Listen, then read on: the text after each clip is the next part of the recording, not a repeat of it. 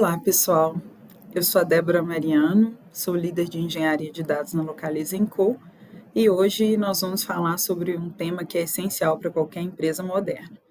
A gente vai falar de arquitetura de dados. Então, nós vamos entender o que é, os conceitos, quais são os principais benefícios, os principais componentes, ferramentas, os desafios atuais e as tendências de mercado.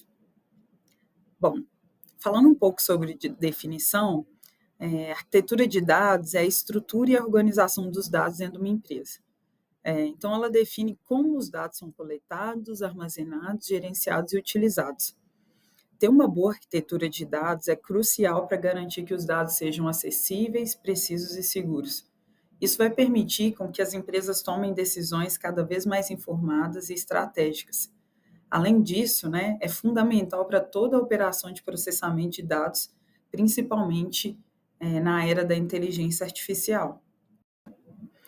Bom, falando um pouco dos benefícios das arquiteturas de dados, vamos citar alguns dos vários dos benefícios que a gente tem em estruturar as informações dentro de uma arquitetura. A melhoria da tomada de decisão, então, com acesso aos dados mais precisos, atualizados, as empresas conseguem tomar uma decisão mais baseada em dados, o que aumenta a precisão e a eficácia dessas decisões. Como segundo ponto aqui, a gente tem a eficiência operacional.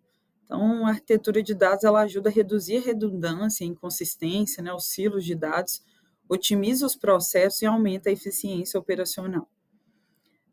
Um terceiro item aqui de benefício é a segurança e a conformidade, que garante a proteção das informações sensíveis, ajuda aí a cumprir os regulamentos, como é o caso da LGPD, e também a segurança dos dados. Tem também a redução de custos, associada aí a armazenamento, processamento de dados, o que torna aí a gestão de dados mais econômica e mais eficiente. A visão integrada, então, possibilita uma visão holística dos dados, facilitando a compreensão dos dados, do negócio, permitindo uma visão única e integrada que apoia a estratégia e a tomada de decisão empresarial. Um suporte à inovação, com os dados bem gerenciados, as empresas conseguem e podem explorar novas tecnologias, iniciativas como IA, por exemplo, a análise avançada de dados. Então, esses são apenas alguns dos benefícios que uma boa arquitetura de dados pode trazer para as empresas. Investir aí numa estrutura sólida de dados é investir no futuro do negócio. Bom, seguindo aqui com a nossa aula, vamos falar sobre os principais componentes da arquitetura de dados. Vamos iniciar aqui pela modelagem de dados. A modelagem de dados são representações abstratas, descrevem como essas estruturas de dados elas se relacionam em um sistema de informação. A modelagem ela é fundamental para a gente conseguir organizar esses dados e gerenciar de forma eficiente. Então, a modelagem de dados, existem basicamente 3 tipos. A gente fala da modelagem conceitual, modelo ou modelagem conceitual, modelo lógico e modelo físico. Esses modelos, e trazendo isso para essa estrutura de pirâmide, a gente divide eles em 3 camadas aqui, então, à medida que a gente desce, no nível mais base daqui da arquitetura, da modelagem, a gente está falando num modelo mais técnico, mais físico, mais lógico. À medida que a gente sobe, a gente está reduzindo a abstração e indo para uma camada mais de negócio. Então, começando aqui pela parte de modelagem de dados conceitual, é uma representação aí de alto nível, ela foca em como as entidades se relacionam entre si, ela não se preocupa tanto com detalhes técnicos ou de implementação. Então, ela está aqui muito focada no momento onde a gente está fazendo um levantamento de requisito ali, discutindo com os stakeholders, tentando entender como que esse negócio que a gente está modelando funciona, como são as relações entre eles, e é um modelo que é muito fácil, de conseguir gerar junto ali com o negócio, fazendo análise e detalhamento ali de requisitos. O segundo item aqui, né, descendo um pouco aqui na modelagem, a gente está no modelo de dados lógico, né, uma representação detalhada da estrutura de dados e foca em como os dados são organizados, né, dentro do próprio sistema. Então, a parte lógica aqui a gente já começa a falar dos atributos, né, dos relacionamentos. Então, é uma modelagem que já começa a entrar, né, num nível de abstração de sistema e das relações entre o sistema. E o modelo de dados físico, né, representa os dados, como eles vão ser armazenados fisicamente no banco de dados. Então, a gente está falando de definição de tabela, de índice, de partição e outros elementos de armazenamento, né? Então, a pirâmide, ela mostra exatamente, saindo do conceitual, né, vindo do negócio, de uma modelagem para negócio e descendo até no nível físico, aqui onde a gente já está falando de detalhes da própria do próprio banco de dados, do armazenamento e de detalhes mais técnicos do processo. Bom, agora vamos falar sobre coleta de dados. Vamos entender como capturar as informações de diversas fontes para posteriormente processar e analisar esses dados. Bom, o que é a coleta de dados? Né? A coleta de dados é uma etapa crucial, né, da arquitetura de dados. Ela envolve toda a parte ali de captura da informação de diversas fontes de dados para posteriormente ser processada e analisada. Mas por onde que a gente começa, né? Então, a primeira etapa, né, dessa captura e coleta de dados é a identificação das fontes de dados. Então, a gente vai estar ali lidando com, né, dentro de uma empresa, você vai estar lidando com diversas fontes de dados, SQL, Excel, Twitter, estruturados, não estruturados, enfim, diversas fontes. A primeira etapa é identificar quais são essas fontes que serão coletadas e elas podem ser variadas, né? Como eu falei, podem ser de sistemas brutos, né, de bancos de dados transacionais, CRM, SAP, de dispositivos, né? A gente está falando aí de dados de telemetria, sensores, dispositivos conectados e conectando dados em tempo real, de APIs, né, integração de troca de dados entre diferentes sistemas e aplicações, de mídias sociais, né, de plataformas como Facebook, Twitter, LinkedIn, de streaming de dados, então dados gerados e processados em tempo real, como logs de servidores e transações financeiras, e, como eu disse no começo, de arquivos e documentos, então texto, planilhas, PDFs e afins. E depois a gente coletar todos esses dados, né, qual que é a próxima etapa? A próxima etapa, né, é o processamento de dados. A gente vai falar com mais detalhes os principais métodos de coleta, né, são vários métodos, a gente vai falar aqui nos principais e mais conhecidos. Indico aí que vocês pesquisem mais outros métodos, né, é muito importante essa parte do processo. Então, um que é muito conhecido aqui é o ETL, né, que é Extract, Transform and Load, extração, transformação e carga, que é um processo tradicional, né, que envolve a extração de dados de várias fontes, a transformação dele para um formato, né, mais adequado e o carregamento em um Data Warehouse ou no Data Lake.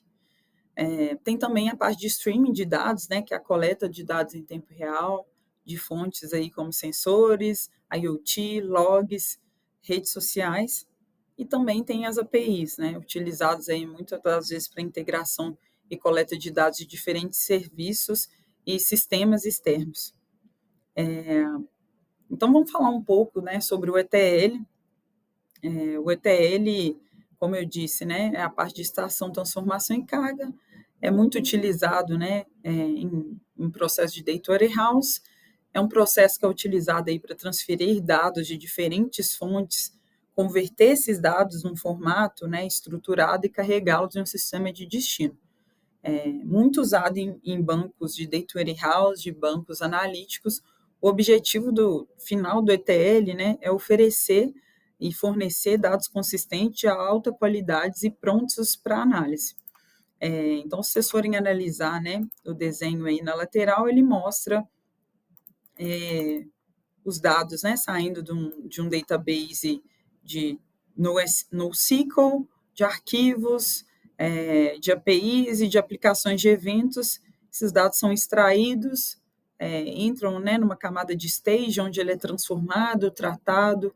Então, essa parte de transformação e tratamento, a gente fala muito de limpeza desses dados, padronização, aplicação de regras de negócio, e daí ele é persistido, né, no exemplo aqui a gente está falando de um data warehouse, é persistido dentro de um data warehouse, onde ele é consumido ali por aplicações de analíticas. Então, um Power BI, um Excel, onde o usuário ele já consome um dado bem tratado, bem trabalhado, diferente do dado bruto, né, que vem direto da origem ali, sem nenhum tipo de tratamento. Então, o processo de ETL, né, basicamente é esse processo: extrai a informação da origem, trata essa informação, estrutura essa informação e persiste dentro de uma outra estrutura mais fácil para o consumo ali do negócio, tratada e organizada para responder determinada pergunta de negócio. Bom, agora vamos falar sobre armazenamento de dados e entender como que eles funcionam. Vamos lá. Vamos falar sobre Data Warehouse. Data Warehouse, eu já falei aqui anteriormente sobre ele, né? Ele agrega os dados de diferentes fontes relacionais de uma empresa em um único repositório consistente e centralizado. Então, após a extração, os dados passam ali pela pipeline de ETL, onde eles são transformados para atender a um modelo de dados pré-definido. Uma vez carregados aí no Data Warehouse, esses dados apoiam aplicativos aí de inteligência de negócio, BI, ciência de dados, modelos de machine learning. Algumas ferramentas populares, né? O Amazon Redshift, o Google BigQuery. Falando agora de Data Marts. Os Data Marts, né, são uma versão centrada do Data Warehouse, né, que contempla ali um subconjunto menor dos dados, importantes para uma equipe. Então, por exemplo, a gente tem um Data Warehouse, e dentro do Data Warehouse eu tenho uma visão ali, um Data Mart focado no financeiro, eu tenho um Data Mart focado no RH. Então, eles podem conter menos dados, né, e eles permitem ali que os departamentos ou linhas de negócio descubram insights especializados mais rapidamente. Isso é uma ótima análise mais focada, né, mais rápida. Normalmente, os data marts, né, eles são focados em responder perguntas de negócio em áreas específicas, né? O Data Warehouse, a gente está falando num contexto mais amplo, e os Data Marts normalmente estão direcionados a assuntos específicos do negócio. Vocês podem notar aí, né, na imagem, um desenho, onde, novamente, né, trazendo uma estrutura aqui de uma arquitetura de Data Warehouse, a gente tem as data sources, os CRMs, RPs, IoT, social media, banco de dados, SQL, NoSQL. A gente tem a área de stage, né, onde esses dados são copiados e tratados, e ali a gente tem a área de storage, e ali tem a camada de Data Warehouse, depois ele passar do processo de ETL, ele vem para um Data Warehouse, e do Data Warehouse a gente tem os Data Marts, que são especificações, né, dentro de cada assunto de negócio, divisões, né, separações ali do Data Warehouse em assuntos de negócio para responder perguntas específicas de negócio. E aí tem a camada de apresentação ali, onde a gente tem o consumo efetivo desses dados em ferramentas de BIs, relatórios, aplicações, modelos de ciência de dados e afins. Então, voltando um pouco e trazendo uma visão da arquitetura do Data Warehouse, que a gente já falou anteriormente aqui, mas dando essa visão ali dos Data Marts também. Bom, seguindo aqui, né, falando de bancos de dados relacionais e não relacional, o banco de dados relacional é um conjunto ali de informações, né, que organizam os dados em relações pré-definidas, em que os dados são armazenados em uma ou mais tabelas, né, tabelas ou relações, de colunas e linhas. Então, um exemplo aqui de bancos de dados relacionais: Oracle, SQL Server, MySQL, Postgre, e um banco de dados não relacional, são bancos que não seguem um modelo de tabelas de relacionamentos, né, e utilizada aí pelo banco de dados relacional tradicional. Então, exemplos desse tipo de banco, Cassandra, Redis, o MongoDB, são exemplos de bancos não relacionais. E, basicamente, qual que é a diferença dos dois e quanto que eu devo usar? Então, o banco de dados relacional, né, eles são é, a melhor forma de usar, a melhor opção para usar esses dados são quando você tem uma certa previsibilidade com relação ao tamanho, à estrutura, à frequência de acesso, os seus relacionamentos entre essas entidades foram importantes. Então, se você tem um grande conjunto de dados com estrutura e um relacionamento complexo, e quer que esse relacionamento se destaque pela análise por facilidade de uso, então, é, o ideal é que você use o banco de dados relacionais. Por outro lado, não relacional, ele funciona melhor para armazenamento desses dados mais flexíveis, do ponto de vista de forma ou de tamanho, e que pode mudar no futuro. Basicamente, é nesse cenário onde se deve usar um banco de dados relacional ou não relacional. Bom, dando uma visão aí, né, de tudo que a gente falou, da coleta ao consumo de dados, né, a gente tem uma parte de ingestão, onde a gente conecta os dados ali com as diversas fontes de dados em real time. Então, esse dado é processado, entra numa camada aqui de engenharia de dados, onde a gente gerencia esses dados, faz uma gestão dele, gera visões, unificação desse dado, visões 360, todo o tratamento, toda a parte da engenharia, né, feita nessa parte de coleta, de tratamento, de processamento do dado. A partir dessa visão, né, a gente tem condições ali de explorar esse dado, e aí vem uma análise mais avançada, modelos de machine learning, de AI, as próprias análises nos BI, e também a mineração desses dados para análise de decisão. Né? Então, o CSBI, autoatendimento, análise de dados, etc. Então, acompanhando a evolução, né, do conhecimento, né, desde a análise descritiva para preditiva até prescritiva, né, onde a gente automatiza 100% dos processos através dos dados. Bom, vamos trazer agora, né, um caso de uso de negócio real. Vamos falar do caso de uso da Netflix. Então, né, a Netflix é uma das maiores plataformas de streaming do mundo, com milhões de usuários globais, e ela utiliza dados de uma maneira bem estratégica para se diferenciar no mercado de streaming. Então, quais os desafios, né? Qual o desafio maior da Netflix nesse cenário? Personalizar recomendações de conteúdo para cada usuário, melhorar a experiência do cliente e aumentar o tempo de visualização. Então, a Netflix ela lida, né, com grandes volumes de dados para personalizar a recomendação de conteúdo e aprimorar a experiência do cliente. Então, a gente vai falar aqui, né, da arquitetura da Netflix. A gente vai focar especificamente, né, na parte ali de dados, de streaming, e não vão focar tanto na parte de front-end ali. Bom, então aí falando de banco de dados, né, a infraestrutura de dados aí massiva da Netflix, ela exige um sistema de gerenciamento de banco de dados muito robusto. Então, para a cache, né, a Netflix ela usa o EV Cache, um cache distribuído na memória para otimizar o acesso dos dados e os tempos de resposta. E além disso, né, ela também aproveita aí de toda a escalabilidade e resiliência do CockroachDB e do MySQL para os seus principais requisitos aí de banco de dados, então ela tem aí um gerenciamento de dados perfeito.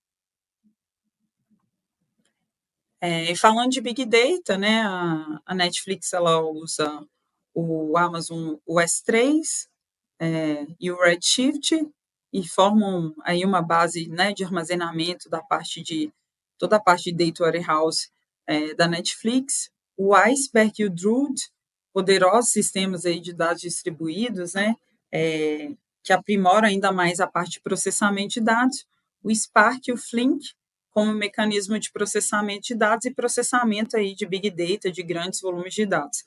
E para a parte ali de visualização e de geração de insights, eles usam o Tableau.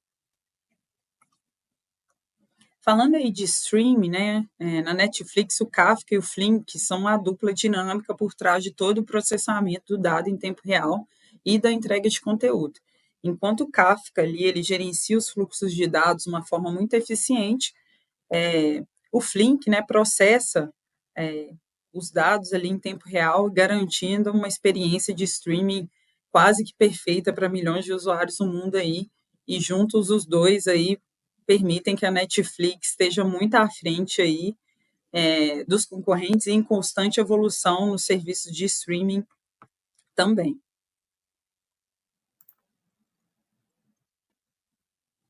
Bom, falando em desafios, né, dentro de uma arquitetura de dados, não tem como a gente falar aí de segurança e privacidade, né? Então, proteger essas informações sensíveis contra violações de dados, cyberataques, é crucial. Isso também inclui, né, implementar medidas robustas de segurança e também estar em conformidade regulatória. Então, atender às regulamentações exige um esforço contínuo para garantir ali a privacidade dos dados e evitar essas penalidades. Então, o LGPD, por exemplo, entra aí dentro desse cenário de conformidade regulatória. Um outro desafio, né, está muito ligado à escalabilidade e à performance. Então, gerenciar esse grande volume de dados sem comprometer a performance é um desafio. Então, é essencial garantir que a gente tenha uma infraestrutura que suporte o crescimento e a demanda de processamento.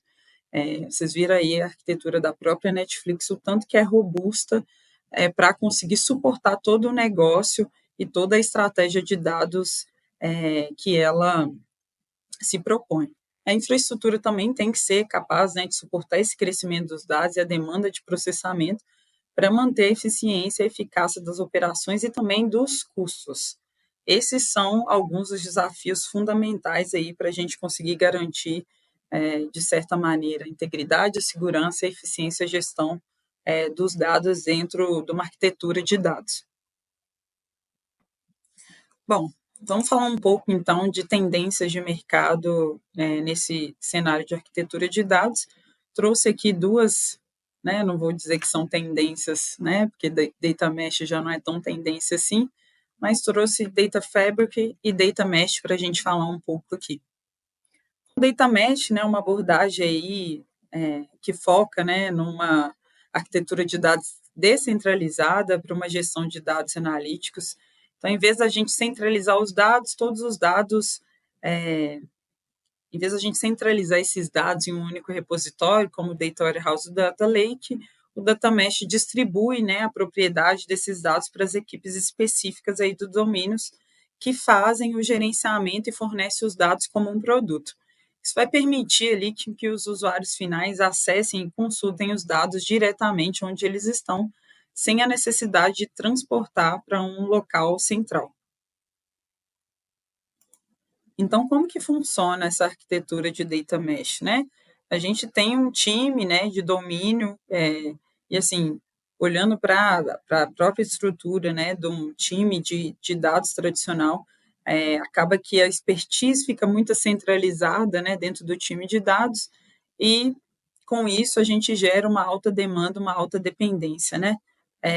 A modelagem de data mesh, ela traz uma responsabilidade, né, para o dono daquele domínio, por ser o responsável pela construção desses produtos de dados.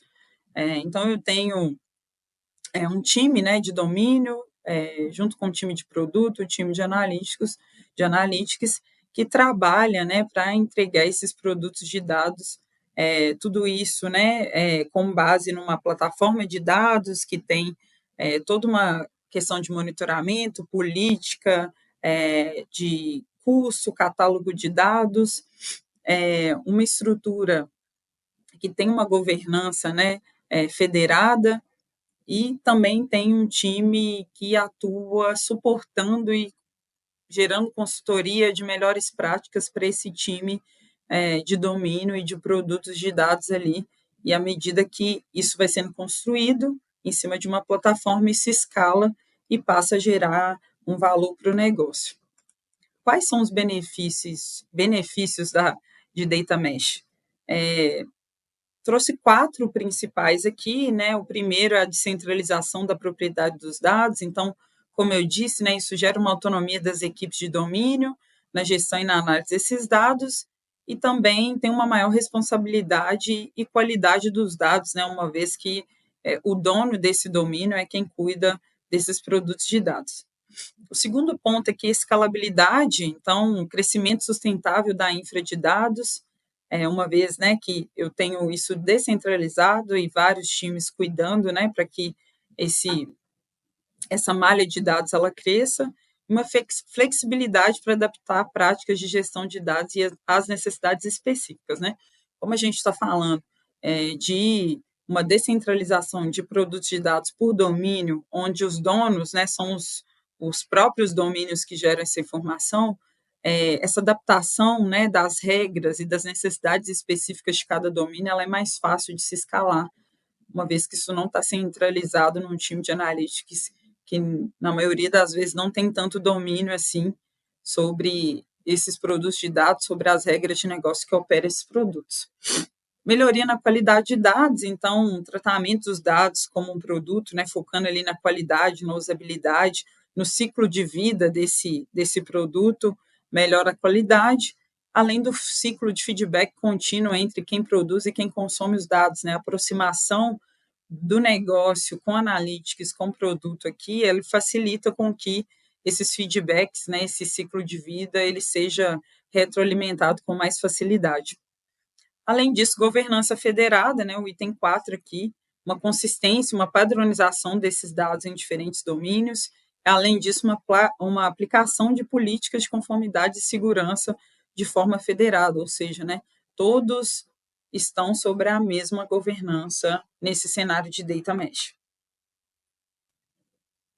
Bom, e falando um pouco sobre Data Fabric, né, é uma arquitetura de gerenciamento de dados que vai permitir uma integração e gerenciamento contínuo dos dados em diversos ambientes. Em vez de centralizar esse dado em um único local, o Data Fabric conecta virtualmente diferentes fontes de dados.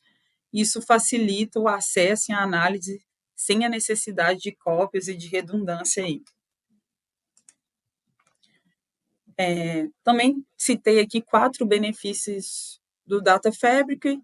Então, integração de dados simplificada é o nosso número 1 aqui, facilita a integração dos dados de várias fontes, seja elas locais ou nas nuvens ou híbrida. Acesso em tempo real, então, permite que os usuários acessem dados em tempo real, melhorando aí a tomada de decisão e eficiência operacional. Uma governança automatizada, então, aplica políticas e regras, né, de governança de dados de uma forma automatizada, garantindo a conformidade e a segurança. Então, essa parte de governança automatizada tem muito uma pegada de IA para gerar isso. E o número 4 aqui é a flexibilidade. Então, ela oferece uma flexibilidade para integrar APIs e outras plataformas, adaptando aí as necessidades específicas de cada organização. Bom, pessoal, vou ficando por aqui. Obrigado por assistirem ao vídeo, né, sobre arquitetura de dados. Se você tiver alguma dúvida ou quiser saber mais sobre o tema, sinta-se à vontade para entrar em contato comigo. Eu vou deixar aqui no final os meus contatos, o meu LinkedIn. E foi um prazer participar aqui desse momento com vocês e fico à disposição em caso de alguma dúvida. Muito obrigada.